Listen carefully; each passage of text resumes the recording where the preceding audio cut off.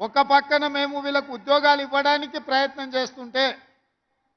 అడ్డంకులను తొలగించి ముందుకు వెళ్ళాలని ఆలోచన చేస్తుంటే ఇంకొక పక్కన నీ అల్లుడు ఈరోజు ఈ ప్రభుత్వం మీద వీళ్ళకు ఉద్యోగాలు ఇవ్వాల్సిన అవసరం లేదన్నట్టుగా మాట్లాడుతుండు. మీరైనా పిలిచి మీ అల్లుడికి గడ్డి పెట్టండి. ఈరోజు ఈ పేదోళ్ళ బిడ్డలకు ఉద్యోగాలు ఇవ్వడం ద్వారా ఇన్ని వేలాది మంది వెనకాల వాళ్ళ కుటుంబ సభ్యులు, వాళ్ళ అన్నలు, వాళ్ళ అక్కలు, వాళ్ళ తల్లిదండ్రులు వచ్చి ఈ సంతోషంలో భాగస్వాములై మా బిడ్డలకు ఉద్యోగాలు వచ్చినాయని ఈ సంతోష కార్యక్రమంలో పాలు పంచుకుంటుంటే వాళ్ళని అభినందించాల్సింది పోయి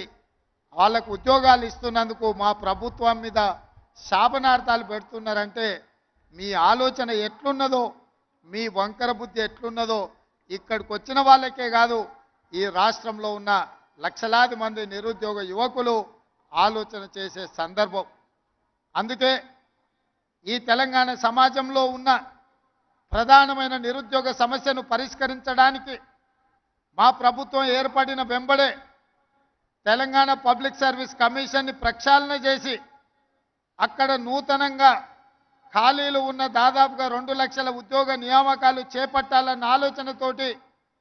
మా మంత్రివర్గ సహచరులతోని యూపీఎస్సీ అక్కడికి వెళ్ళి ఆ చైర్మన్ను, అక్కడ విధి విధానాలను, అక్కడ నిర్వహణ విధానాన్ని పరిశీలించి ఈరోజు మా ప్రభుత్వం తెలంగాణ పబ్లిక్ సర్వీస్ కమిషన్ను పూర్తిగా ప్రక్షాళన చేసి నూతనంగా చైర్మన్ను, సభ్యులను నియమించుకోవడం జరిగింది. తొందరలోనే